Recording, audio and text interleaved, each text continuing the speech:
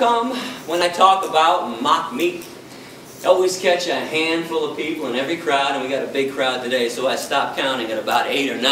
How come there's always a handful of people that wrinkle up their noses, make big wide eyes, and start glancing at the people next to them across the aisle like, soy chicken, is this guy crazy? Soy bacon, he must be out of his mind.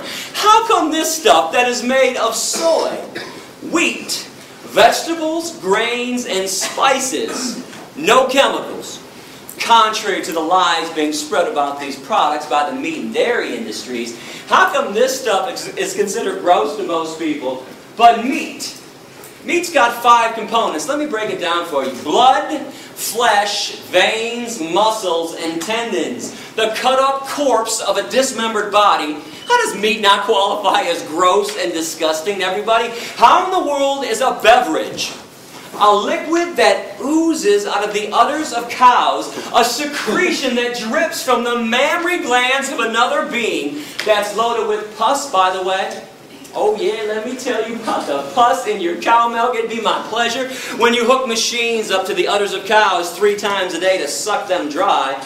Those machines cause massive amounts of infections on the inside and outside of the udder. Now let's add all the bovine growth hormone they put in cows to make sure they produce huge quantities of milk, which always leads to another infection. The machine doesn't know what not to suck out. Pus, mucus, and infections right in with your milk, and yeah, milk is pasteurized. But when did pasteurization become a removal process? It's a sanitation process. You're only sanitizing pus. And if you want to look this up online, well, you don't think the dairy industry would ever use the word pus when they write about this problem in their own trade journals. Yeah, they're going to deceive you again with this. Look up the scientific term for pus, somatic cell count. And by the way, our government, the USDA, they allow the dairy industry to have a maximum amount of 1 eyedropper full of pus in every glass of milk. Drink up. Oh, and by the way, while you're looking up that lie from the dairy industry and all the other ones, you might want to look up casomorphins. I got it up on both sides of the board. Remember that part in the speech earlier when I talked about people being hooked on cheese like it was laced with weed, crack, and morphine? Mother cows before birth produce a substance in their milk to make sure that the calf stays close. Actually, human women do this too. It's not morphine, but in cows, it is a version of morphine, casomorphins.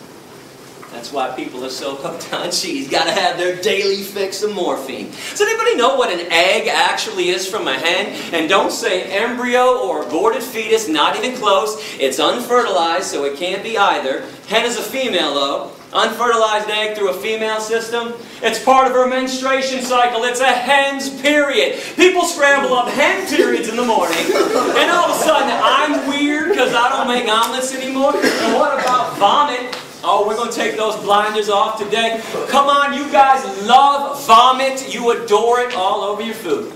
Better give this one a pretty name, though. No one's going to buy and eat vomit unless we call it honey instead. Honey comes directly from a bee's stomach. It is regurgitated right through a bee's mouth. Look it up with any wildlife biologist. But nobody wants to eat bee vomit nut Cheerios. We want honey nut Cheerios. So we hire ourselves to play euphemism games. The standard diet of a meat eater is blood, flesh, veins, muscles, tendons, cow secretions, hen periods, and bee vomit. Now, we're not done yet. I am not going to let you off that easy while I got you here today. You know, we top this all off, in my opinion, because every November, during that certain holiday people love so much, people take a dead turkey, open up the dead turkey's ass, or carve out a really big hole in their ass, take some stuffing and shove it inside their dead empty ass, and use their little dead ass as an oven to bake some bread. Somebody else's dead, empty, bacteria-laden ass to make bread?